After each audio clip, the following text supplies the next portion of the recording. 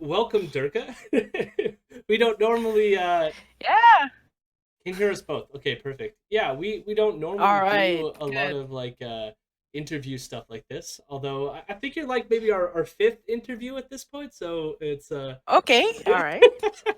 getting some practice in. It's good to be in the top five. Yeah. uh, but I guess I will frame it ahead of time. I mean, we had we're I guess acquaintances, friends off street. So it's like we have talked about doing this before in the past, and I thought hmm the you are the candidate for London North Centre for the NDP, and it's possible there will be an election happening in some near future, and so uh, I thought what a perfect opportunity before that even happens to have you on and discuss things political about what you might Yeah. bring if you get elected. But if you want to introduce yourself to my audience, go for it. Sure. My name is Dirka Prout. I am a resident of London since 2004, and 2004 actually marks my first time getting involved in the NDP. I was a volunteer in Dan Harris's campaign. That was in I guess the name of the riding has changed, but at the time it used to be Scarborough Southwest. And I was very enthusiastic about that, but it wasn't until um, the the 2009 when I formally joined the NDP and became a member at large of the London West Riding Association. And I've taken on a lot of different roles since then. I've been the president of London West NDP, both federally and What is provincially, this? for Are you guys several kidding me? years, and then moved on and spent a marathon term as the federal NDP's one of the two co-chairs. And right now I am doing my second turn as a candidate in London North Centre. Yeah, and in my day job, I am a geotechnical engineer with an international consulting companies. And interesting fact is, I also run the local spelling bee. So, Nice. You don't yeah. hear many engineer politicians, so it's No, we need more. We definitely need more. Enough of the people with the political sciences degrees. yeah. Enough. And lower degrees too. Yeah, I will say full disclosure in case anyone wants, where is this interview heading? I am myself on the executive board of the provincial level of this riding, so for the NDP. So NDP friendly. Although, like, we could be critical on this show, but yeah, I just so people know, I will be voting for Dirk. Yay! And if you live in London North Centre, I ask for your vote too. Yeah. Uh, I am curious how like what made you choose to get involved in like working with the NDP and then running for the NDP. Like how was that process, or did it just Yeah, like fall it's into place? it's it it didn't it did it's a thing that happened. It was a process and it happened over a series of years. I would say over a decade. So, people would notice I have this wonderful accent, judged one of the sexiest in the world. Thank you very much.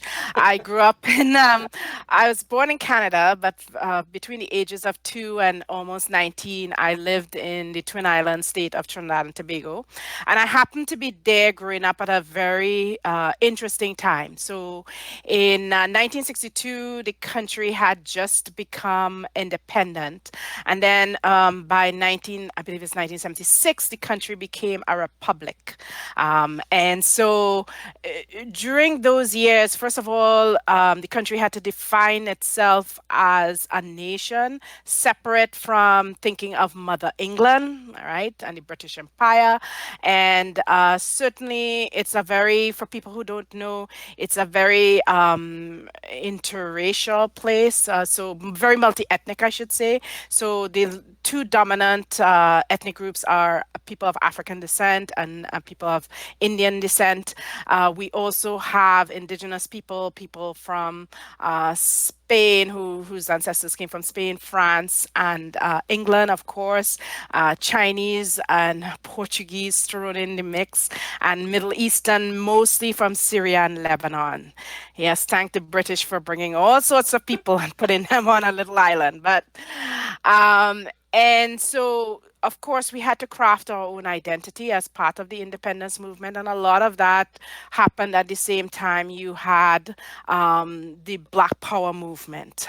So, sort of, some of the discussions about that, about equity, about colonialism, certainly affected me as a young person. And I was hearing this firsthand from my grandparents who had lived through that transition, right? And my uncle as well. And also, I would say one of the parties that sort of also influenced me was a sort of revolutionary party called the National Joint Action Committee. They never won a seat, but they were very much into sort of radical movement politics and in educating people, trying to pull them out of colonialist political thinking.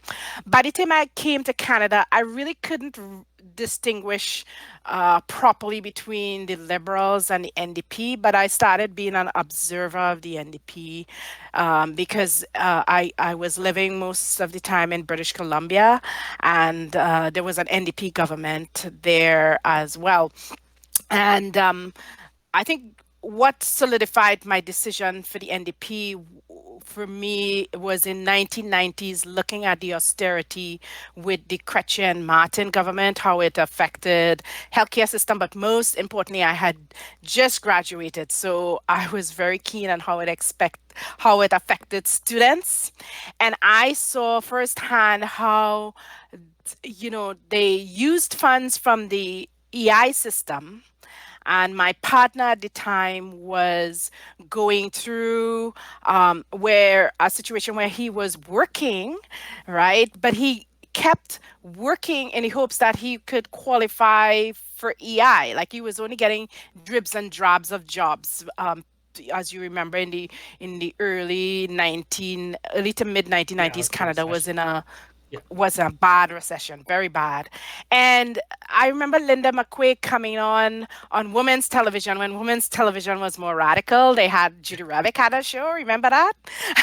So Linda McQuaig was a guest, and I was fascinated by Linda McQuaig. And Judy Rebick also brought on a gentleman. I don't remember his name. He was academia economist, but he was saying that the EI system doesn't work the way it was designed and it needed to be retooled. And what he said still applies today. So, seeing all this, that solidified it for me. I said the liberals don't really care about the working class. The way how they were treating students and applicants to EI and raiding their funds to use it to balance the budget. It really, all that austerity didn't sit well with me, and so I'm happy in that decision, Yeah. seeing what has happened and hearing firsthand from citizens how they feel about electoral reform and that promise being broken. So yeah, I am solidly in the NDP camp. A long answer, but Yeah.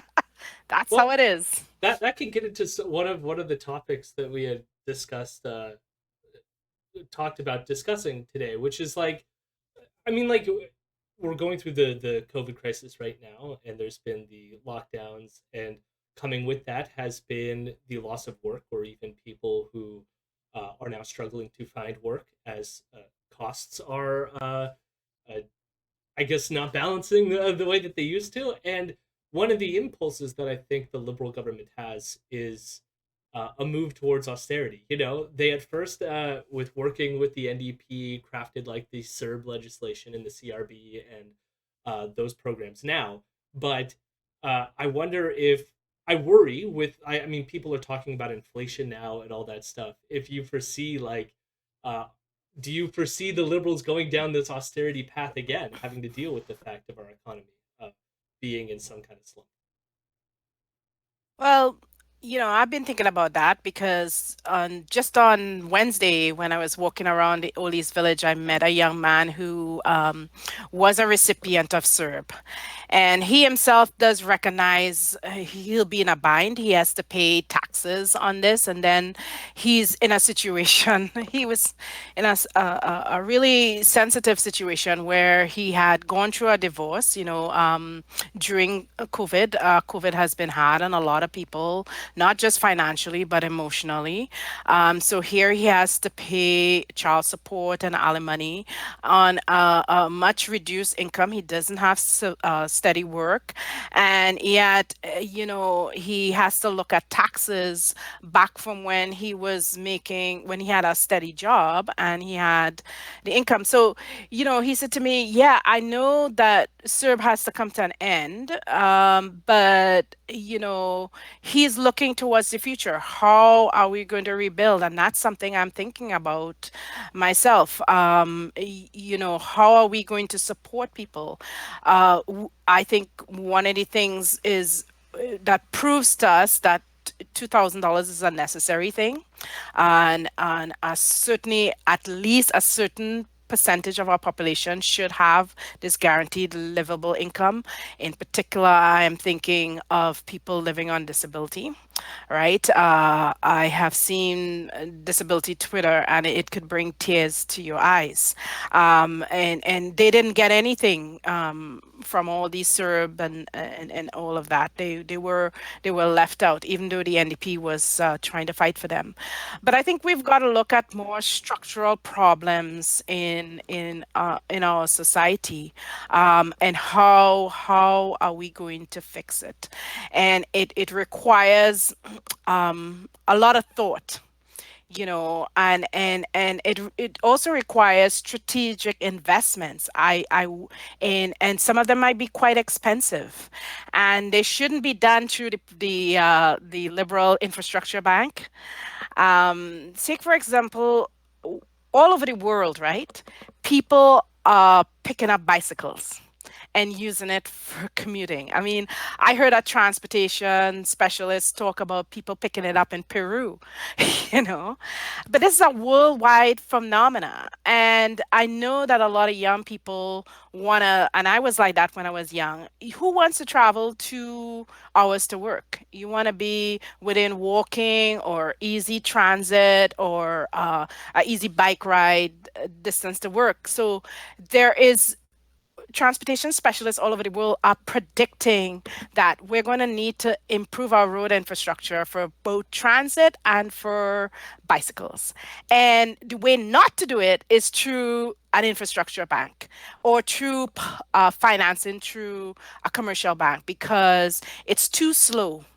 They're saying the government can use their own financing and get these funds out rapidly.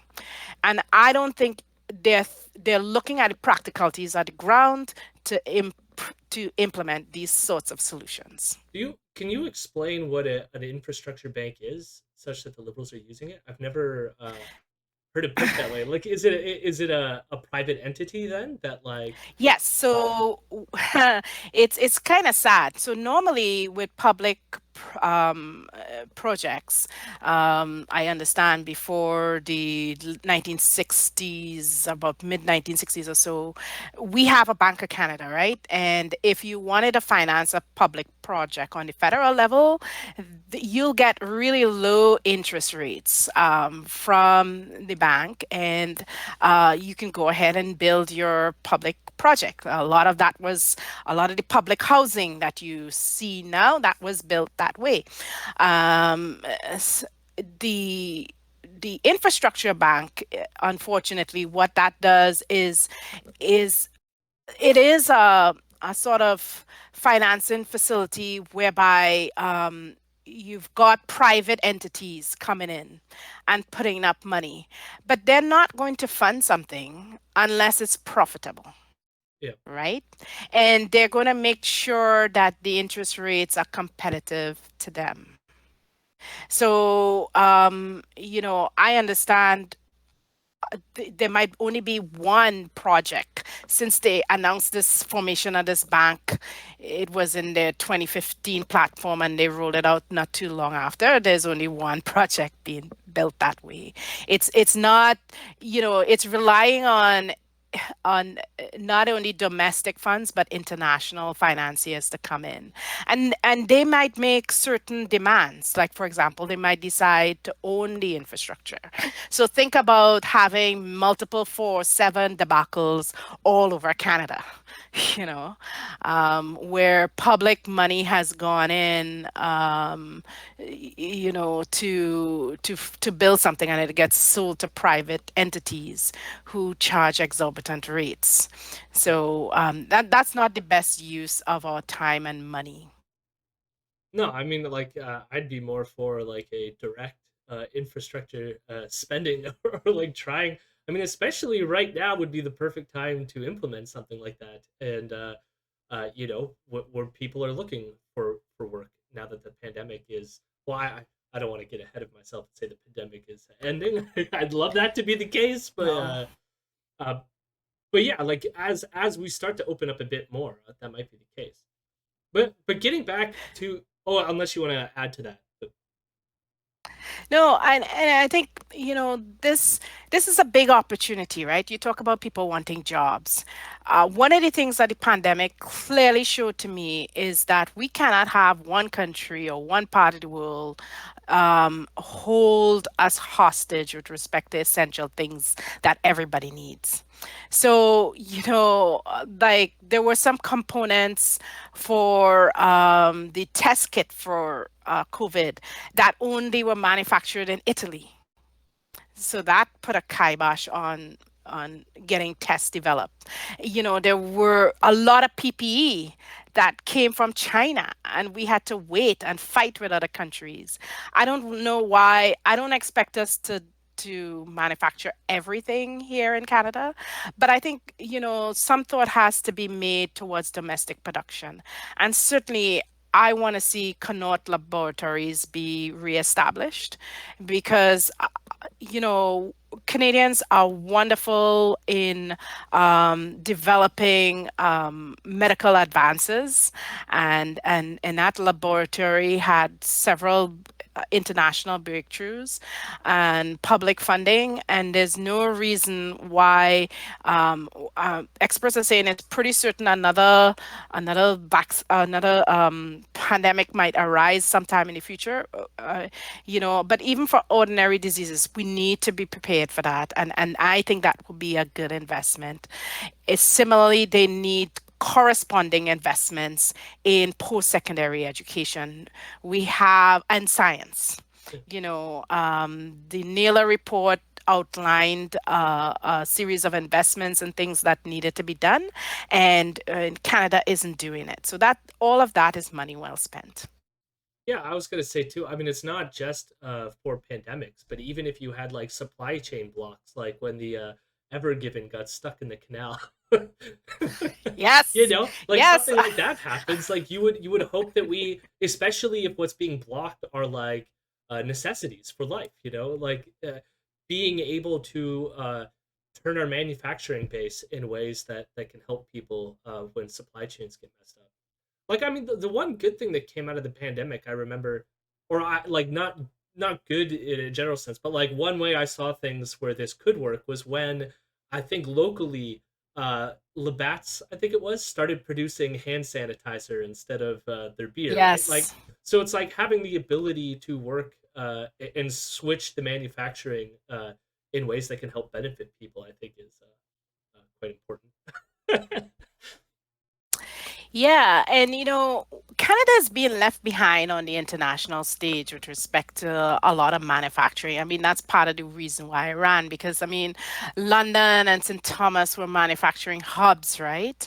And we've lost a lot of that capacity. And Trudeau came here in 2015, and I remember him saying, it's gone, and it's not something like it's not coming back. He basically threw his hands in the air, and China and European countries are actually making industrial strategies, and we can make one too, and include a Green New Deal in that.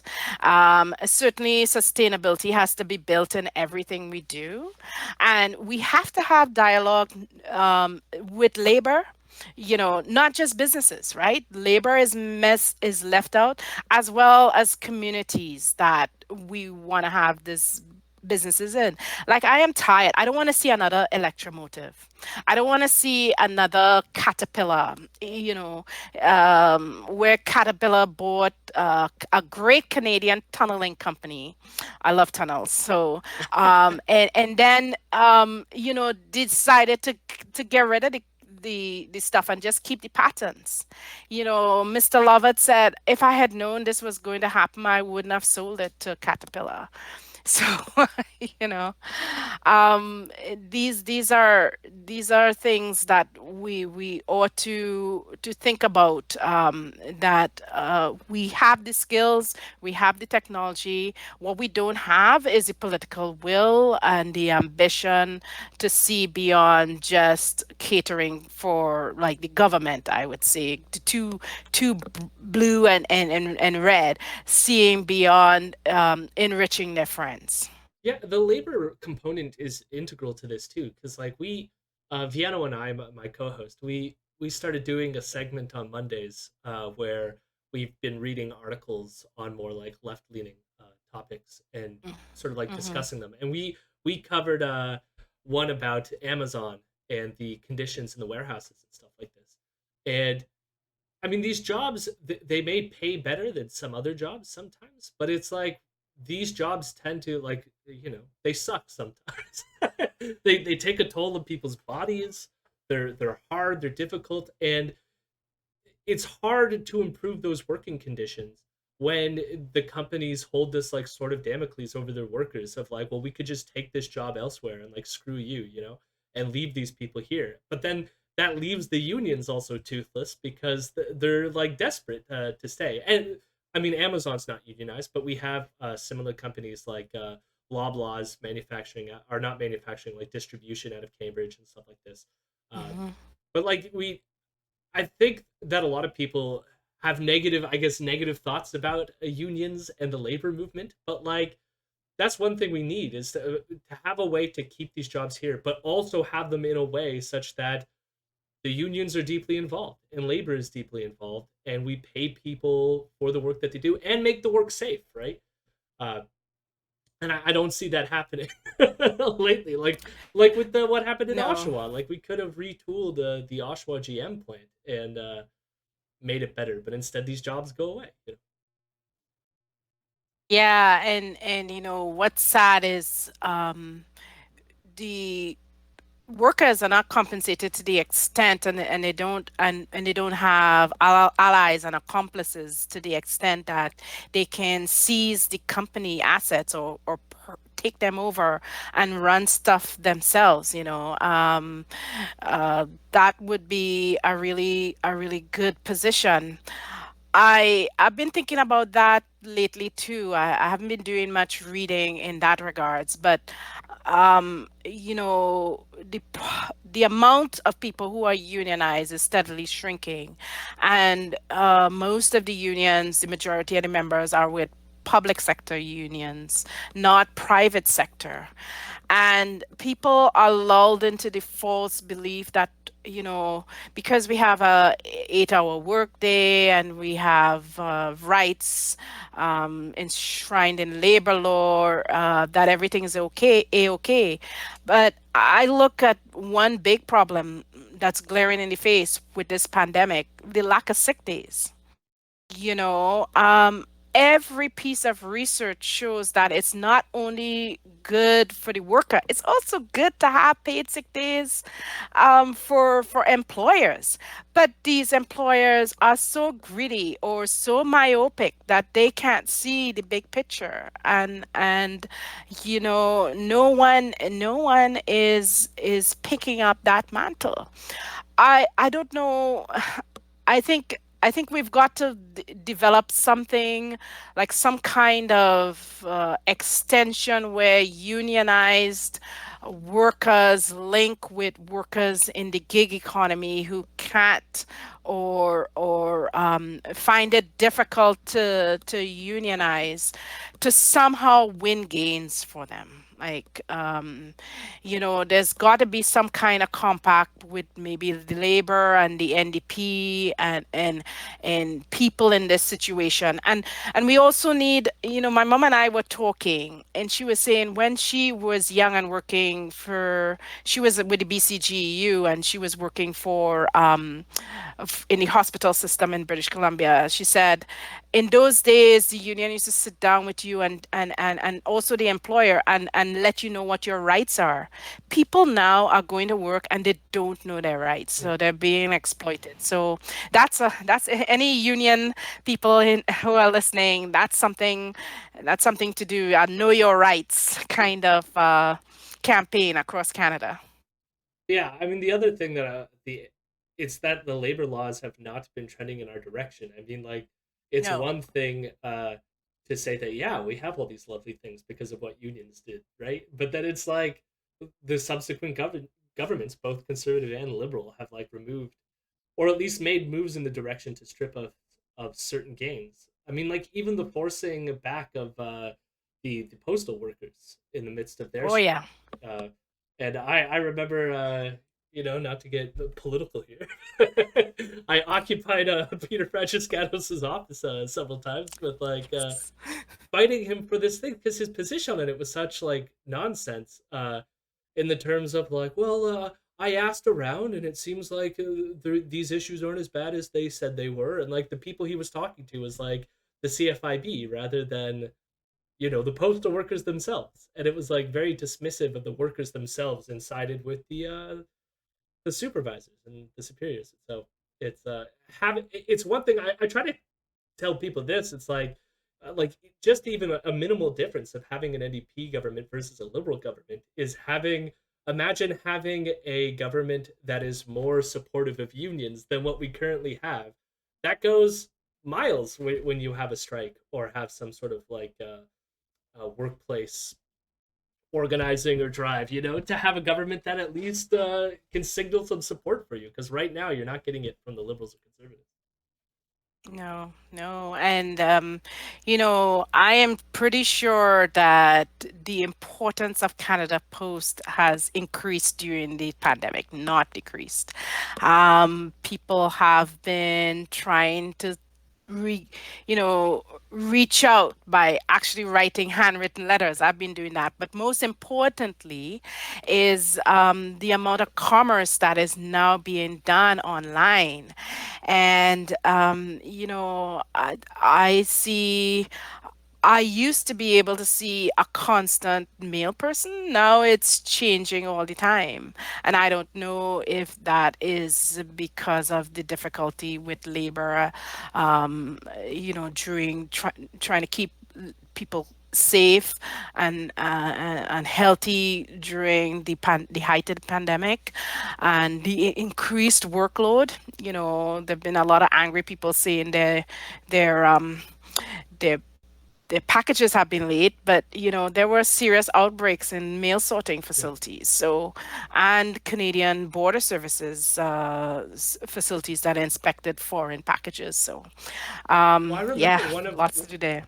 I remember one of their main grievances was the like having more staff, because even back then you had people doing shifts like really late and getting injured, uh Yes. slipping and falling in icy conditions and stuff like this, and having the backup staff so that you don't feel rushed was key then. So it's like maybe they're hiring more now, but like my guess is the incoming commerce for people staying at home has far outstripped the amount of people they probably brought in to replace them. Combined with the outbreaks Yeah. that happen in facilities, it's just Mhm. terrible how they treat these workers. Yeah, and they don't listen to them. Yeah, During the 2019 election, I met with one of Cup W's people, and they had a whole booklet of things that can be done to rejuvenate and modernize the postal system, including bringing back postal banking. And actually, this week I caught a snippet of a CBC conversation with someone that said, you know, postal banking is a necessity for all underserved communities who currently get ripped off by all these payday loan providers. You know, it's an incredible theft from the people who could least afford it. Yeah. So, you know, but there seems again they're so entrenched and in supporting the banksterism that is our big five that they don't, you know, they wouldn't even consider things like that. Yeah. I had a question from the audience. It's a little off Sure. topic from what we're doing right now, but we've All got right. one of our regulars in the chat, Two Cars, who I believe is from Vancouver, Hi, two dropped cars. in. They say, "Hi Dirka, London North Centre had the highest dropout in voter turnout in 2019. What would you say to someone who has given up on voting and the electoral process because they don't see things changing for the better?" Yeah, that's a worry of mine. And Judy, I don't know how many times you came canvassing with us. I know Ari and I were discussing this. We would actually spend time talking to people and listening to why they didn't vote. I've been canvassing, as I said, you know, since the early 2000s. And what I found is usually there was younger people in their 20s up to mid 30s who didn't want to vote because they had not been in a culture of voting, right? I grew up in a culture of voting because my grandparents actually took me to the polls with them, so I saw that, and they were during the independence movement. They and my mom were involved in the independence movement in Trinidad. Not everybody has that experience in their homes practically, but what worries me now is I'm seeing people in their 50s and 60s disengaging from the political system because they believe that it doesn't work for them. I I think one of the solutions is electoral reform.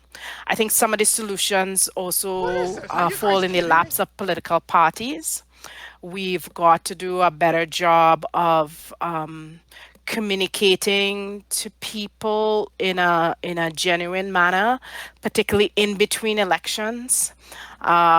With our party in particular, where we're on a lot of issues diametrically opposed to the liberals and the conservatives, I think you know, some education is needed there, and we've got to be serious on how we support marginalized candidates, be they people like myself, you know, Indigenous, Black, and people, other people of color, people who are disabled, young people, you know, because it's so important for them to see them, for the citizens to see themselves represented.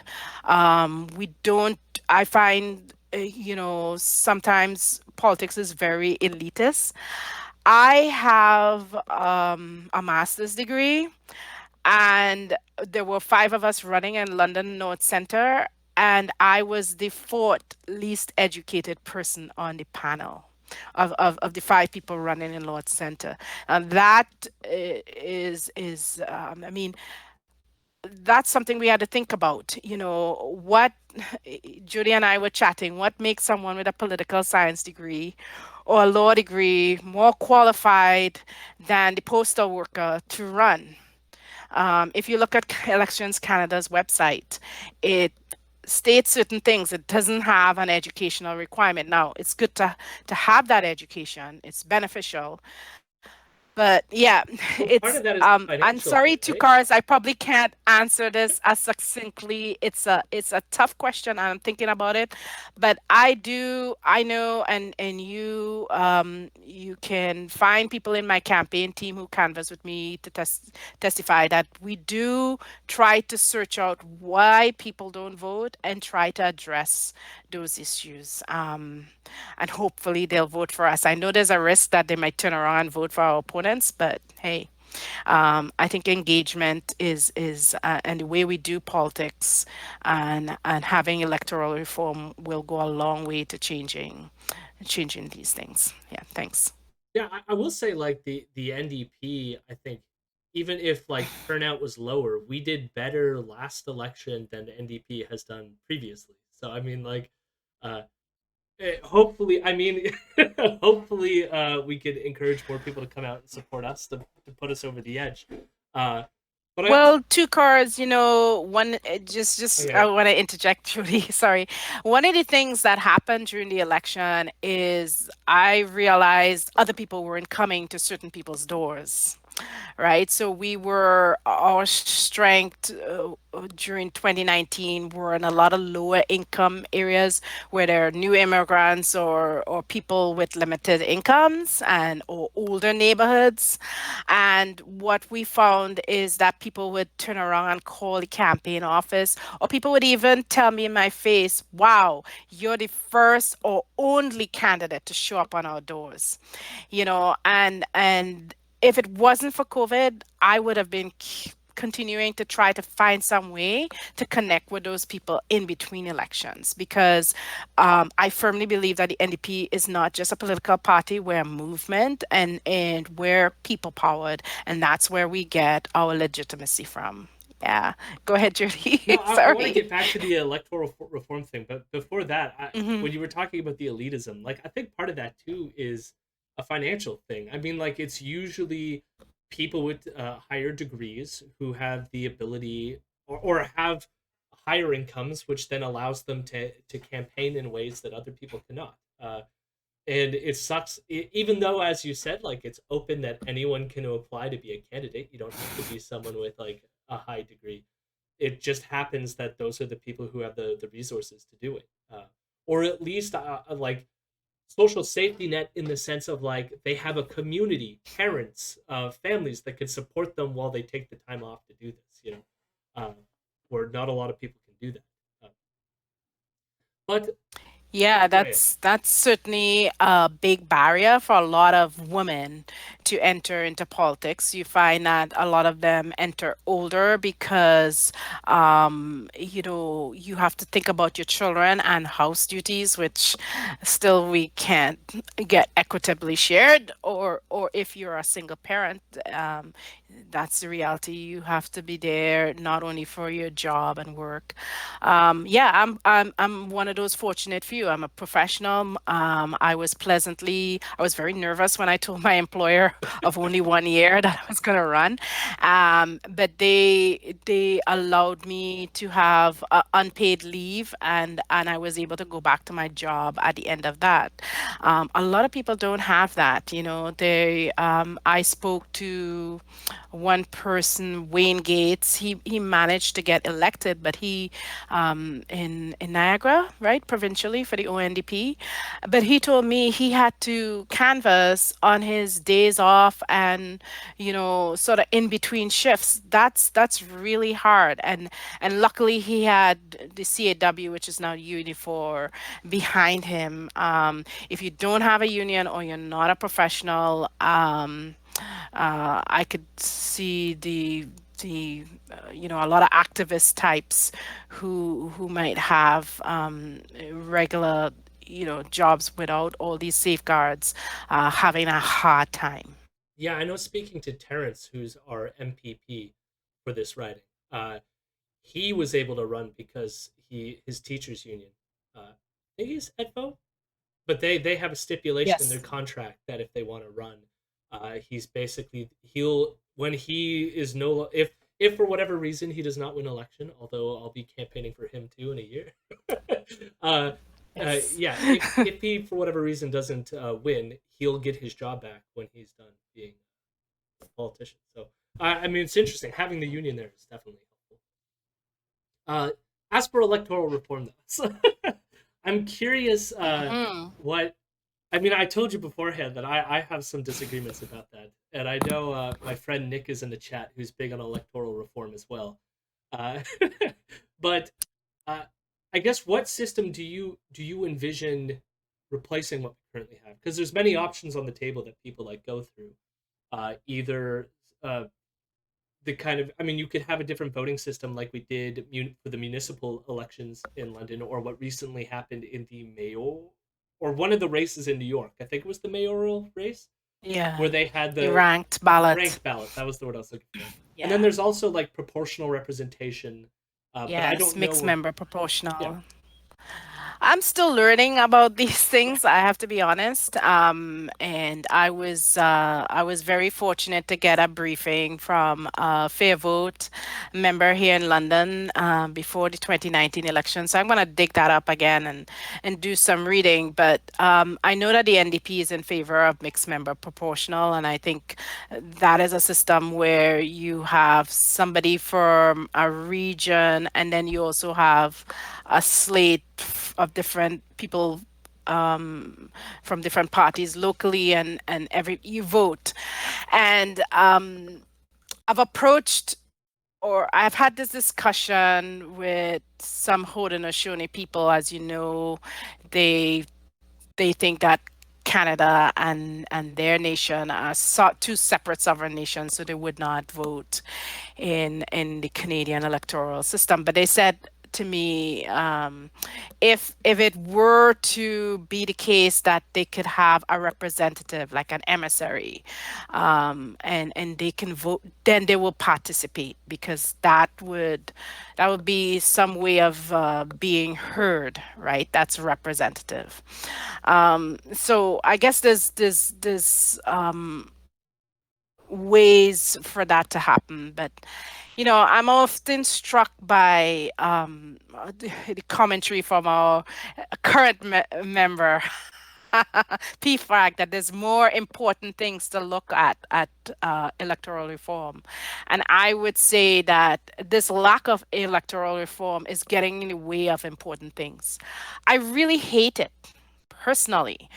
Every time we change governments, that even if there's good legislation on the board and it's been worked on, hashed out, may not be perfect, put into law, give them royal assent, and they come and they scrap it, and put something else.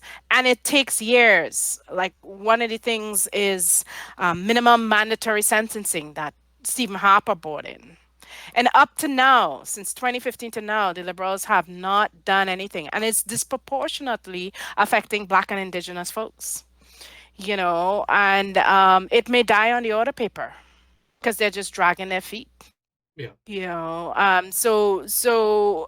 It's I'm sorry, this I really disagree. I'm not quite sure what the nature of your dissent is, but I'm certainly in disagreement with PFRAG. We heard, our campaign team heard loud and clear at the doors in 2019 that they want us to work together. And I believe we were working together in good faith. The NDP was under Jagmeet in Parliament, and for an election to be called just because he thinks, Trudeau thinks that a majority will give him carte blanche. It's just a power play, and we need things to change. yeah. My dissent is more. It's less having to do with what system would be better. Uh, I find like the thing is all the options on the table. I think I can't imagine what a perfect system would look like to get like fairness across the board. And I might agree that the current system we have is not even close to being the perfect system. So like maybe there's some other system that is like marginally better in certain ways. I just find that sometimes the movement for electoral reform sucks a lot of the air out of the room. Like you saw it with even the liberals getting elected. they ran on electoral reform and then just basically put the kibosh on it once they got into power and like didn't do anything with it. And it just it motivates a lot of people like to a certain extent, but I'm like we should be mobilizing for other causes. I think I feel like electoral reform may be important, but like uh, I think like we got to put either way in order to get electoral reform. You need to people to vote for NDP anyway. So it's like you might as well just put the groundwork in to like mobilize them for other NDP causes that I think are more popular, but also like make people like more, I guess, open to the party itself. I don't know. I just find it as Oh, being the thing that oh, people run on. you just dropped out there for me Oh and yeah, no, froze. Sorry. no, it Could you happens. repeat My that? yeah, it's I find that it being the issue to run on is like the least important thing to run on in my opinion. It's like things like getting people uh making sure people have the financial stability to live or have uh yeah, just all the like healthcare improvements, getting dental, pharmacare, like all these to me are way more important than Mm-hmm, mm-hmm. electoral reform. So like I find often what happens is when a party loses, everyone like turns around to mobilize for electoral reform, and it's like no, like we've been arguing about electoral reform forever. Yeah. Well, what's interesting is that the desire to have electoral reform is increasing across the board, even with conservatives over time, right? Like I think Yeah, it's bordering on 80% of the voters would like to see some change. And I am hoping that it's necessary. I want if the federal NDP ever gets into power to not do like the BC NDP. I don't want to see a referendum with such a high bar, like 60% or whatever it was, and just if this thing is supposed to be so good, just implement it. Just get it done. And if we want to have a referendum, make it on how can we improve what we implemented, not on should we do it, because the need is there. And yeah, I mean, there's lots of things that I think we need to talk about. In housing is number one. If in London North Centre, it's also the full circle of care, and that has to include dealing with the opioid crisis, which has gone neglected throughout this entire pandemic. yeah. Uh, that's actually a good transition. If you wanted to talk about housing, that was one of the issues that you wanted to cover specifically. Uh, I guess specifically in the context of London, Ontario. But what do you think that the NDP or even you can do for London in terms of housing and fixing the housing crisis? Well, you know, I think there has to be a two-pronged response. Number one is the emergency that so many people are unhoused. We have a situation where we're getting growing numbers of people on the street, including pregnant women on the street. Usually, women tend to avoid going on the streets, even if they're on dire streets. They'll find some way of couch surfing or whatever to keep themselves off, and to see that pregnant woman on the streets, that if that is not a wake up call, I don't know what is, right? And so we've got to deal with this emergency situation. The next thing we have to deal, and be that tiny houses or expanding the shelter system, that's necessary. I don't want to see police incursions like we saw in Toronto a few weeks ago. It just scares the bejesus out of the homeless people to impose further violence on an already violent and traumatic existence. And it dislocates them from community. So whatever approach is used, it must include that. The federal government has to be a willing partner in building public housing. Nothing through an infrastructure bank, nothing through the rental housing construction as initiative, which they have now, where all the money goes to private entities. And if these private developers um, could charge a funny definition of affordable, which is affordable based on the median income instead of affordable for the people who actually need rental accommodation, right? I would like to see the NDP not do anything like we had one policy in there that was sort of lengthening the time you had to pay back your mortgage and stuff for young people. And I thought that was terrible because young people are already in debt for student loan debt. They're facing higher rents. They're taking longer if they can to Some of us to can't even pay raise a down mortgages. payment, right? I didn't buy my first house until I was almost 41. So, um, you know, uh, it is up. That's a terrible thing. I think we should focus, I would say, a good 90% on our efforts on trying to decommodify housing. However that looks, whether that means establishing land trusts, and it must be giving direct support to people who are building public housing, be it municipalities or provincial bodies or nonprofits or cooperatives. One of the little known facts, I spent my first 2 years at U of T in the dorm, and then the last 2 years in one of then two student cooperatives in Canada. And to my dismay, the second one is gone. The one at U of T is still surviving somehow or the other, which is a fantastic triumph. But I'm sad that the idea of student cooperatives hasn't spread across Canada. It was a wonderful experience. I got to live affordably. Mine has a meal plan even, and I learned about board government governance. That was because I was on the board that looked after the cooperative, but we had to fight against rooming, house restrictions, right? Whenever we had an inspection from Toronto Fire Services, because they couldn't understand the way we were set up. So even we need people to fight on those levels. I mean, that's more of a civil society fight, but in terms of government, yeah. And another thing we need to do is to fund more women shelters and shelters for non-binary people and who are in crisis, and deal with housing also on reserve, and have some provisions for urban indigenous people, because most indigenous people actually don't live on a reserve.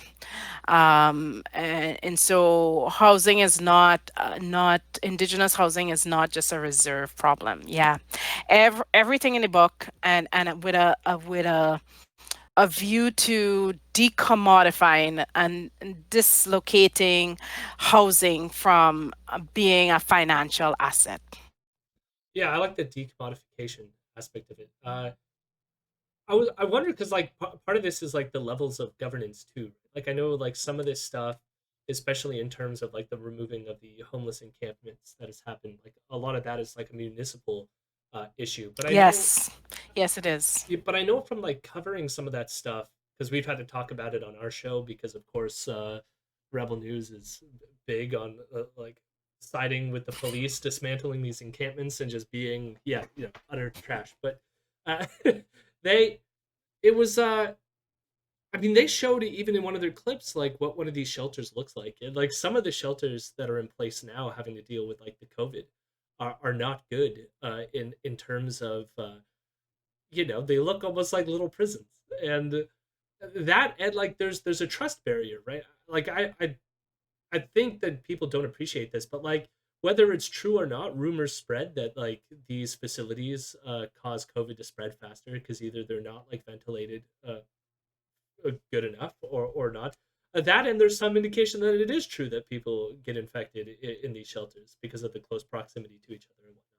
And so some people find it better to more comfortable or more freeing because then the other additional aspect of it is like they put stipulation on the people to gain access to the shelters.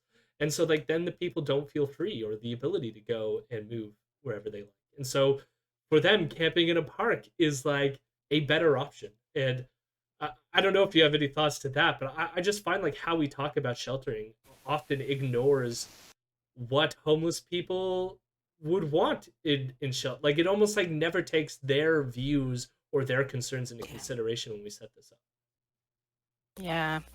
So I'm on the board of Unity Project, which is a local homeless shelter here that kind of takes a little bit of different view.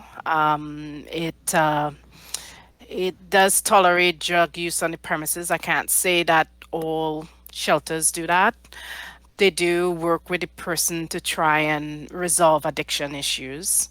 They do have common, in and out privileges and stuff like that. And some shelters don't do that. But I'm going to pose a different question to you, Judy. Why are we letting, I know we need to have shelters now because it's an emergency, but why are we letting people become homeless in the first place? Right? Yeah, Why is it that we have a situation here in London where vacancy rates are going up, yet rentals are going up? How are policies like the Liberal government um, rental construction financing initiative enabling building of luxury apartment buildings, but nothing at the level where people need it? Why are we only building one and two bedroom at best apartments and no three bedrooms or townhouses for families? I mean, this is something that is bothering me, right? And so what happens is that you now, because you're in crisis mode, you do these really cold things. And I'm sure they're done with the best of intention. Well, we got a house, we've got 5,000 homeless people, 10,000, we've got to house them. And so they build these tents and they give these quarters with really Spartan things. And you have people who don't make much money trying to deal with homeless people's like and social service people. It's a lot of that going on, you know um and that's why I say it's got to be a two-step process. We have to deal with the immediate problem that we have, which is a high number of homeless people and rents that are really too high, and social assistance rates that track inflation, which is not the right thing to track. It should be tracking housing prices because rental accommodation usually escalates faster than inflation. That's been a history in recent years. So yeah, we need to look at the problems differently, and there are academics working on this and talking to people with lived experience, but I don't think enough of that is getting translated to the policymakers in Parliament Hill.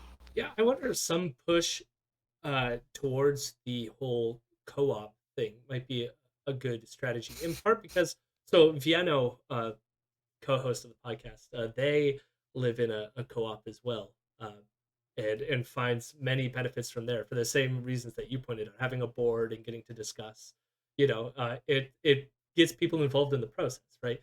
But then I got a little bit disillusioned back at the beginning of this pandemic because I worked with a bunch of people and set up a Facebook group in London for like mutual aid, and it was London caremongering or Yes. whatever, right? And Yes. we got overrun by just like landlords that were like shaming and victim blaming like constantly, and I had to moderate this, but they wouldn't stop, and it was just like they're so worried about like their passive income from like renting these properties, that it's like they're this vicious force. I follow someone on Twitter as well that like spends all their time in like Facebook landlord groups, and how they like strategize and work together to like screw over their like renters. And like there's nothing, I mean, like organizations are popping up, like there's groups like Ottawa Rent Strike that we talked with some of them, where like they're starting to organize and stuff to fight back against this. But like landlords have a lot of power. Like when you hold over someone's like housing over them, it puts people in a precarious position, you know. uh Hmm. I was gonna say too, like, and it sucks because like they have a lot of money backing them too. So I remember the last provincial election, I think it was. I remember when I was campaigning for Terrence, that a lot of people would complain against one of the policies put forward, that was a tax increase on housing. And what people took from that, well, for one, that's how it got sold, by not by the NDP, but by other people trying to say it was an increase in housing taxes. But when you read the NDP's actual position, what it was a increase in taxes for people who owned more than one house. And the reason for that was to get rid of the vacancy issue, because people were leaving these houses vacant so they can raise their rent on their other properties. And then these houses were just sitting there. So this was a way of incentivizing the lowering of housing costs by putting a tax on these like vacant buildings. And yet people, it was sold to people by the opposition as a housing tax. And so you had people complaining like, they're going to raise my taxes. And it's like, you only own one house. Your taxes are not going to change. But it's like, Yeah. uh but I feel like we got out organized on that, or out like talked about. Like no one was like reading the policies adequately enough, and like the landlords were doing enough to muddy the waters, you know. Yeah. I, you know, I think of a Jacobin article I was reading a few years ago where about a situation in South America where the left had made certain advances and the right had recognized their tactics, and then when they tried the tactics again, the left did, they were outmaneuvered. And I think instead of just coming with policy, we Yeah. gotta come with tacticians. No, really, we have to come with tacticians, because on issues like this and others, we have to have some way of protecting our turf, protecting the people who we're working for, or we're campaigning for, and advancing understanding. And that's where, I really think we have to move away from just talking to people only at election time, but to constantly engaging with them, bringing in people with lived experiences and working in movements, and connecting with activists in movements, to do this. Because I mean, right now it's up in Ontario. I don't know about other provinces. The situation with tenants is dire. With the pandemic, they went to an online landlord tenant board hearings, and right away it's equity issues. People with disabilities aren't being accommodated. Some people don't even, I mean, if you could barely make the rent, you probably don't have a good comms plan, right? If you live in a rural area, forget about having video, right? Yeah. And these corporations are coming with their lawyers and perfect internet connections. So there's a high degree of unfairness and inequity in that situation. And certainly the money. I mean, I think, from the federal side, a lot of that is happening at the municipal and provincial level, and really, what I can do is limited in that effect. But I really do think we have to control foreign ownership. I mean, a lot of countries have limits on what a foreigner could own, and you know, having a vacancy tax.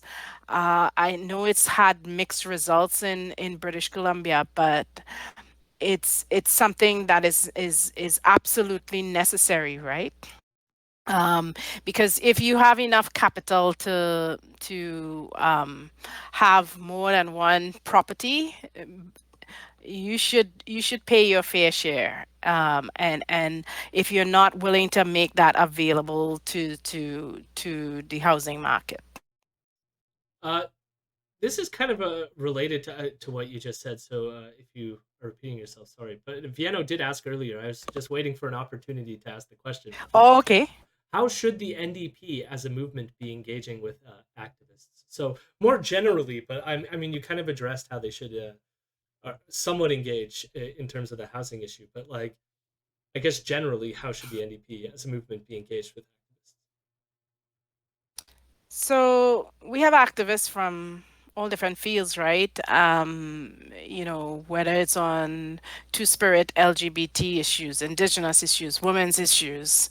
And to its credit, the NDP does make accommodations in the form of commissions. At the writing association level, it does have positions on writing associations.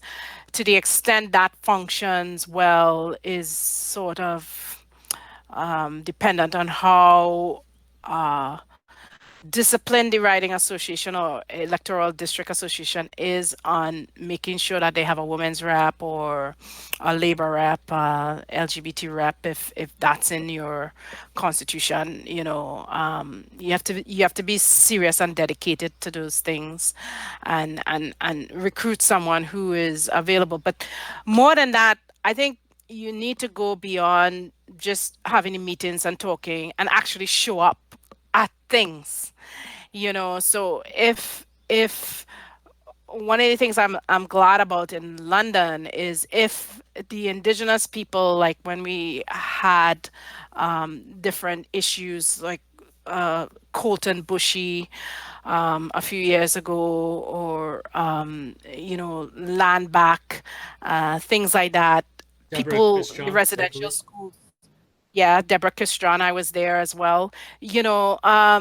People show up, right? Like we actually show up. We might not be wearing our buttons or anything like that. You need to show up and be involved and do the things, and that should be part of your outreach. It's difficult to do. I've tried when I was writing a writing association in London West, try to talk to people and try to get people engaged and to show up at these things. Sometimes you don't get the result that you really want, but at least I and some others will make a personal effort to show up and try to be not just allies, but I think the goal is to become accompanist, which means that you're not just there for strategic reasons. You're really there to learn when it's their issue, whether it's women or Black Lives Matter. Those activists are the ones that are leading and speaking, and you're there to provide support, to provide protection, because if it's racialized people or indigenous people, what happens is that we're often the victims of lateral violence, either verbal or physical. And so if there are large masses of other people or men or white people, that could be a protective thing. But also to listen and learn and amplify those messages. I think those are things that you really need to do if you want to connect with and be with a movement, and because if you're not connected, how we get our policies is is people become members, and when they're members, when it's time for a convention, they draft policies or resolutions which come to be voted on at convention, and then once they're in our policy book and they form the basis of our platforms during elections. Well, you need also to be sure that you make a welcoming atmosphere for all these different people, and sometimes I hate to say it, but sometimes it doesn't happen. I was Doesn't gonna say, happen. as So one of those even activist even with members, the yeah. NDP, we have a bit of work to do. But I would say, knowing, like, for example, um, the NDP was the first out the door to have a women's committee, right? Federally. And it wasn't until at least 10 years after that the Liberals got one, and maybe 20 years after before the Conservatives got one. So, where, that's something to be proud of. But yeah, you always have to be constantly vigilant on these things. Yeah, and I do So I hope I've answered Vienno's question. I do Thanks for two good questions, Vienno. yeah, and if anyone else has any other questions, because we might be wrapping up soonish, so if you Yeah. have any questions, this would be the time to ask them. I was just gonna say, like, as an activist in the party, like, I do encourage other activists to get involved. I think one of my frustrations is I have seen, like, the one thing I can say about the NDP is there has been some causes I have seen movement on by, like, constant activism. Uh, for example, my activism in within the party about the Palestinian issue and getting Jugmeat to move on Mm, that took a lot of organizing. But, like, if the yes. activists weren't there and showing up, we would have never. As much as, like, I felt pressure from trying to push that forward from the party rather than the opening embraced activists, like, or not complete openness, but some kind of, like, embrace to activists. Uh, at least we were able through mass mobilization to get some movement on that issue. And so I encourage activists to get involved with the party as much as, like, it can be frustrating. I think people should get involved. Yeah, for sure. I mean, as if we're really supposed to be, well, I tend to adopt more the socialist view than the social democratic view or democratic socialist. But if we're really supposed to be a socialist party, we we obtain our power, legitimacy, and ideas not from the top, it's from the bottom, right? And they should be filtering up and informing the top, because our job is to serve the people and defend the people and the planet as well. So it looks like our next two questions are more like telecommunications related, and I had my own sort of telecommunications question. So here, well, I guess we'll end on a telecommunications segment. Uh, Nick asks, "Will you campaign into better internet infrastructure in Jody's neighborhood so his webcam doesn't drop out?" Hey, yeah, yeah. Sorry, that is really funny. But yeah, I mean, seriously, the we are getting gouged left, right, and could I curse? Yeah, go for it. This is a Fucking center. Like it's absolutely ridiculous.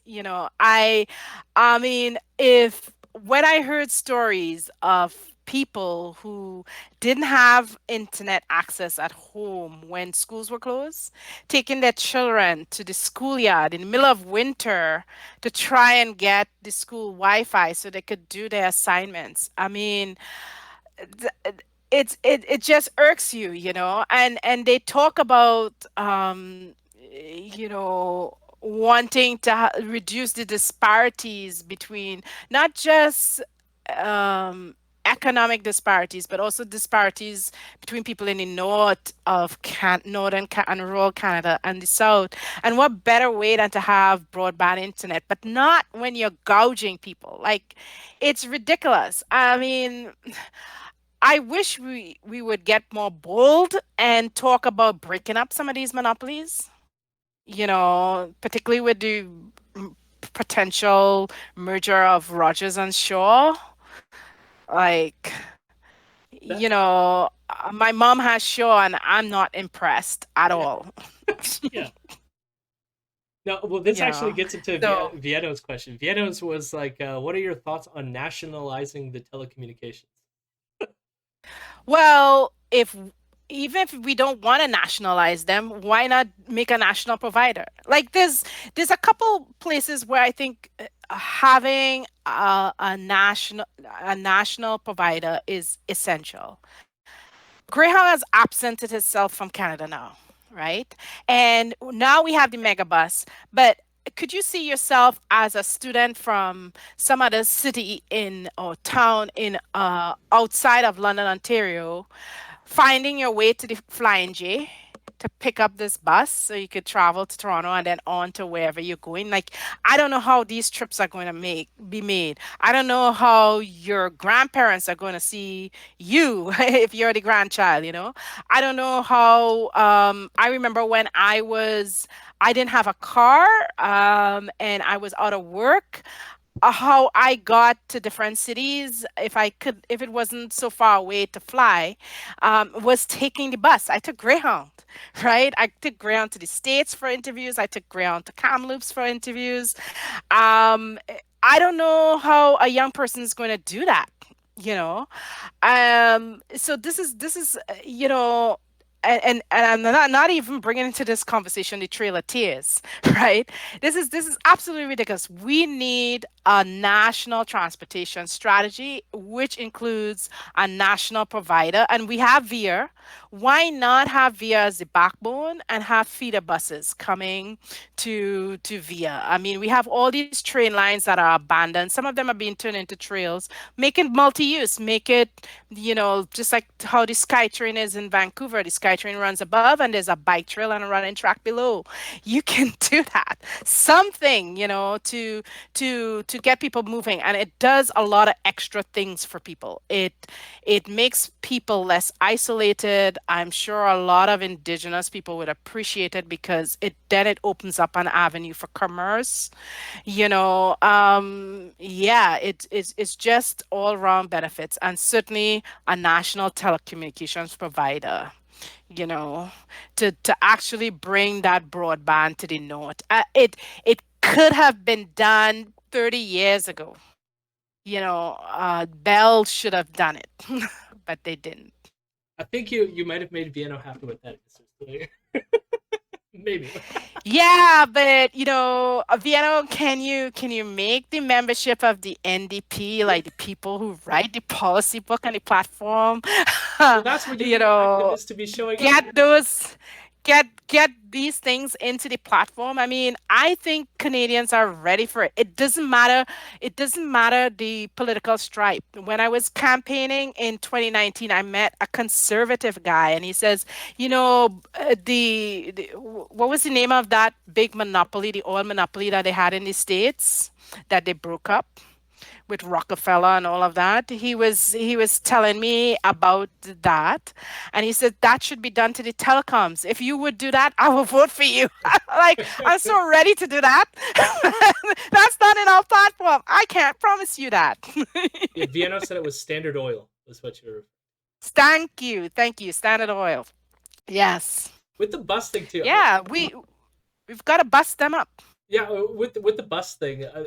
I've like this is like a side benefit, but I know when I was in high school and I wasn't able to drive yet, I used to just like maybe I shouldn't encourage skipping school, but I used to just every once in a while skip school and then just go somewhere for the day, like you know what I mean, and having the buses available to do that was great. I got I to don't explore. encourage skipping Yeah. school, but I do endorse traveling as a form of education. That's why I played sports in high school. Well, one of the bonuses of playing sports was that I actually got to see parts of Trinidad and Tobago I would never have because my grandfather, he had owned a car all his life, but when he became older, he didn't have a car anymore, and as a consequence, I didn't learn to drive until I came back to Canada. But yeah, I had to rely on public transport and walking for a lot of things. I think you might have already addressed this, but Two Cars asked, not a fan of the Rogers/Shaw deal. Yeah, no, I'm not. I'm just. Nobody should be a fan of that Yeah. deal. I mean, it's more concentration of it's just like the media, more concentration into the hands of the few, and it's no better service, right? And more money. I mean, it's been shown that telecommunication companies in Canada make far profits far exceeding their competitors in other don't talk about any other country, but even in G7 countries, the three of the big five in Canada are in the top 10 in the world in profits. It's obscene, time for that to stop. So this is my final question, I guess, which is it more Mhm. has to do with relevant to stuff we do in our podcast, uh, because they've been talking about it a lot lately, which is Bill C-36, and that Ah, is the yes. the anti-online hate legislation.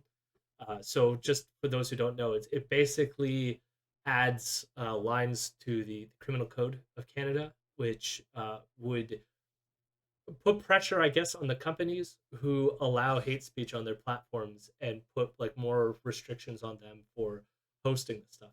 So I guess I just want to pose to you. I'm just curious what your thoughts are because it's something we talk about a lot on our show. I know it's a liberal bill, but are you supportive Yeah. of it? What are your thoughts on the bill? So as a woman and racialized person, it's really important for us, and this also includes people who are gender non-conforming, to feel safe when we go online in public spaces, to be able to express ourselves. So, in one sense, this legislation is very welcome. But I agree with the critics who say if if the Liberal Party were so interested in feminism and defending against anti-Black racism and Islamophobia, anti-Semitism, and stuff like that, transphobia, homophobia, that they would have brought this bill much sooner in their mandate, right? And it would have been thought out much better. I have to admit I hadn't followed. I was following the other C-36, which was about from the last Parliament, which was about modernizing the prostitution and sex work. But yeah, certainly we need to have safeguards. Um, I think that social media companies, giants like Facebook and Twitter, but Facebook in particular, are monetizing, um, uh, all forms of hate. And sometimes the attempts to clamp down, like I'm a member now of the London Regional Social Forum, and the Facebook administrators are having problems when we try to post things on human rights and stuff like that. Is being flagged as contentious, and they're not able to post it. So I don't know if I really trust the ability of algorithms that are made by people who don't look like us. That's another dimension, to really get this through. So I guess in summary, my thought on Bill 6 C6 C36 is that it is a needed thing. We do need to safeguard vulnerable members of our population, including youth, right? In particular, who could be swayed by a lot of misinformation. But at the same time, we have to respect people's safe liberties, and we must do so in a way that media giants are not continually capitalizing on all this hateful speech as well, and don't crowd out people with meaningful discussions, because you know, we need to challenge certain things in society, and you don't want to extinguish discussion on valid discussions on religion or matters of ethnicity, race. I don't like to use the word race, just to let your viewers know, because everybody is human, and race is a social construct. I prefer to use the word ethnicity because it carries with it culture and everything. But racism is indeed a problem. Yeah. Yeah, I was gonna say, just to add to one of the things you said, which was about them bringing the bill too late. I mean, even with their anti-gay conversion and trans conversion bill, they brought Hmm. it so late, and I'm glad that it passed. But now, like, the Senate has already like gone away, so it's just sitting there. It's like everyone agreed that it should be law, but now it just sits there, right? Like, and so the same criticism is applied here. I do think they should have moved a little bit faster on this.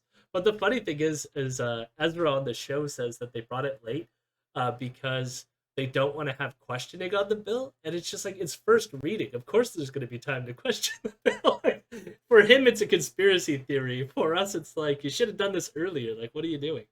Uh, the la- Yeah, but Ezra lives in his own universe, yeah, right? yes, exactly. When I lived in BC, didn't he write, like, he had two magazines, the BC Report and the Alberta Report? Western Standard, I think, was his. Okay, all right. All right. But I did want to say, in terms of censorship, I almost forgot about this, but Twitch wouldn't let me write Dirka Prout in our title.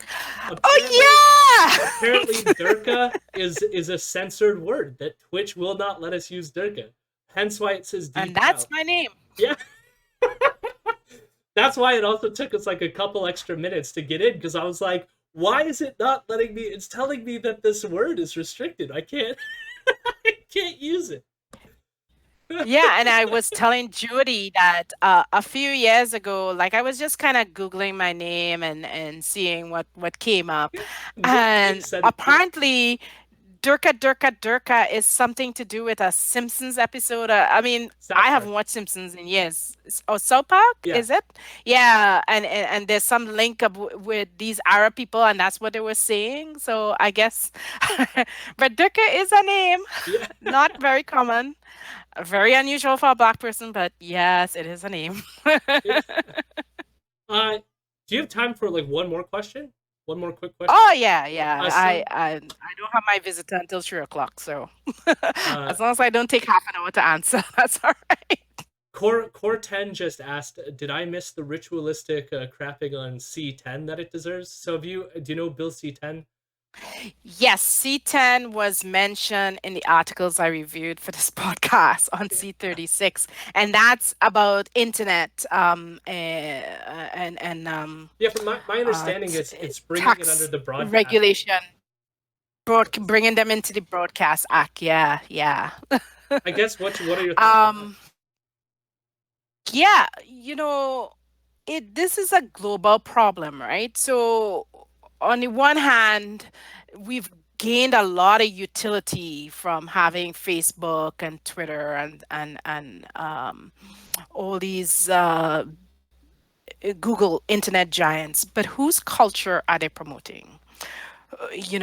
So certainly we've got to safeguard our culture and Canadian content in some way. These guys have free reign and they don't pay the taxes. They do everything to avoid paying taxes on their systems. And I think between the taxes and requiring them to respect the culture of the countries in which they operate is really essential, because otherwise we're going to get a homogenization that's dictated by wealthy countries, by the English language, and by America in particular. It's great that they're scanning major works of art and books, and Google is, and putting it in some kind of, I don't know, cloud encyclopedia for themselves. But there's lots of cultures and works of art and things that are made by people all over the world, not in English. And I think that's a loss for the world. Yeah, that's my opinion, my Well, brief opinion on that. uh, I'm gonna thank Two Cars subscribed, so thank you, Two Cars. I don't know why. Usually it does like an alert on the screen, and it did not occur this time. Okay. I'm not sure All why. right. Uh, yeah, I guess on that final note, uh, are you looking forward to campaigning when it Yes, yes and no. I mean, this is an unnecessary election. We should have been back in Parliament in September if this really comes, and although I'm really excited to augment the caucus, I could wait a little bit and to have more things done. But yeah, I'm excited. We're picking up momentum in every province, even in Quebec. That's fascinating that we're in double digits now, like about 11%. People mightn't think that's high because we're 20% everywhere else. And talk to those, if there are any voters from Atlantic Canada, talk to them. Like, really, liberals should not have that much of a lead. Like, that's insane. Yeah, so and I'm excited about the prospect that we can make a breakthrough. I have a second double orange riding in London Out Centre, and deal with the things that people have been constantly talking to me about, and it's basically, I summarize that as housing as the foundation of health, us having a community of care, whether that be child care, elder care, mental health care, dental care, pharmacare, and making sure that we do everything in a sustainable and equitable way, because we have to take care of people and the planet which we inhabit. So I will be posting this to YouTube, so it'll be existing forever. So if you want, whenever whenever this Rich gets Yes, and the NDP brass wouldn't be happy that I criticize them. And hey, I'm doing it out of love, people. I'm doing it out of love. I think they should respect constructive criticism. We're still voting members. We still care. We get Yeah, involved. I'm So doing the yeah. work. Uh, but on that, I guess once this Rick drops and this goes up on YouTube, how could people both find you, and how can they get involved if they're in the London North Centre area? Sure. If you're in the London North Centre area, you can shoot an email to, if you're an email person, Dirka.Prout, Dirka Prout at ndp.ca, and some wonderful volunteer. And if you're lucky, even me, Yeah, might give you maybe me. a response. Yes, yes, maybe even Jody. And hit me up on Twitter and Facebook. Twitter, I'm on a little bit obsessively. I haven't been posting much, but yeah, I gotta stop that doom scrolling. I'm a little addicted to it. So, yeah, those are the three most ways. And we got a campaign office. I'll let people know when it's open. It's the old artisan bakery that Lifespin had on Dundas Street, opposite to where our office used to be. So pretty much Okay. the northwest corner of Dundas and Ontario Streets. Yeah, just look for the old artisan bakery sign, and we will be in there very soon. And say hello to me on the streets. Even if you're outside of the London North Centre area, you can still help me by making a donation. Right now, you could go to the just Google London North Centre Federal NDP and click on the donation link. You can do that.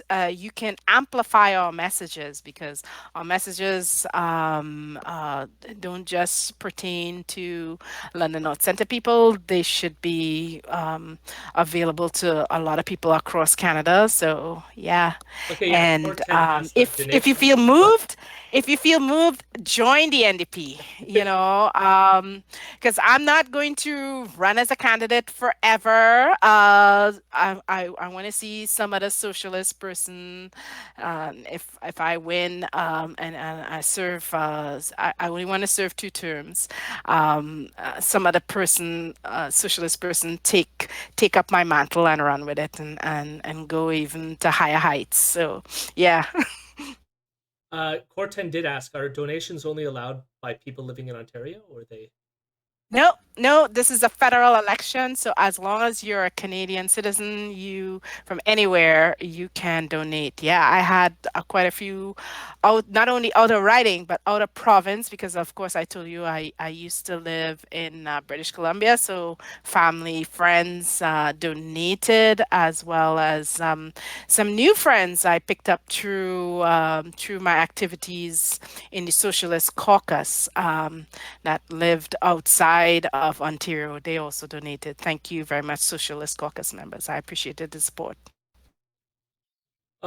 Yes, I will say as well. Down, I've had on the screen down below your at handle, so you can find Dirka on Twitter at Dirka Prout, which is down there. Uh, yeah. I guess Nick had one last question. Sure. How do you manage to push a party more leftward if the main party isn't uh, that left or socialist in nature? And Nick is our fellow from the UK, so Oh, they have that problem with UK Labour, neat. for Hi, example. Nick. Yeah. Yeah, it's work. It really is. And I think one of the things has to do with um and I just haven't had the time to do specific left organizing. I've been participating, but not really organizing. But like that Palestine resolution is an excellent example of really good communication and organizing between all the different ridings.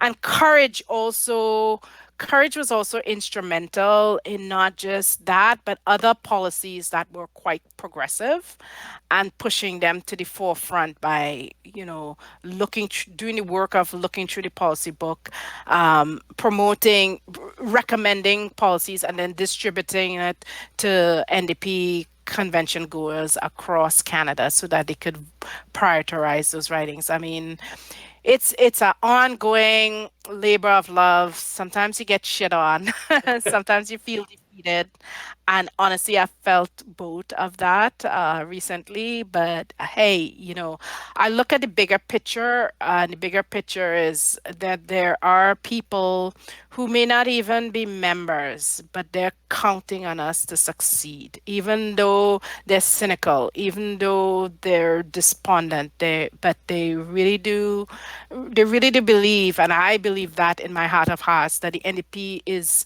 the last hope. If so, we really got to get in and shake up things. Yeah. Two Cars said you should put the donation link more accessible on your social medias. Oh,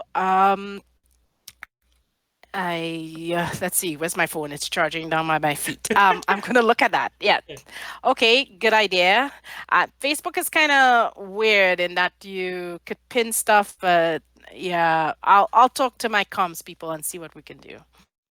All right. On that note, I guess I'll say for anyone tuning in, if you again, we've offered all the ways you can get involved with Dirk's campaign. But if you like what I do, I host a podcast with my friend Vienno, and we discuss. We're named Imperial News because we comment on Rebel News, which is a right wing, loosely media organization, and we criticize them. So if that I guess piques your interest, you can go and find our podcasts and stuff like this online. Just search Imperial News. And thanks for tuning in, and thank you, Dirka, for doing this. This was wonderful. Yes, and I would say join me in being a Patreon supporter. Yeah. The first thing you'll find is that his write up for the levels are very entertaining. So That's right. I will say you were one of the first, one of our earliest Patreon Yes. supporters. So thank Yep. you very much for that. And but yes, we're here to get people to donate to you today. So, All right. but of course, Hey, if I'm you just donate sharing to the us, love, we'll be okay? grateful. Yeah. Hello, my rebels. Hello, my rebels. I'm a good boy.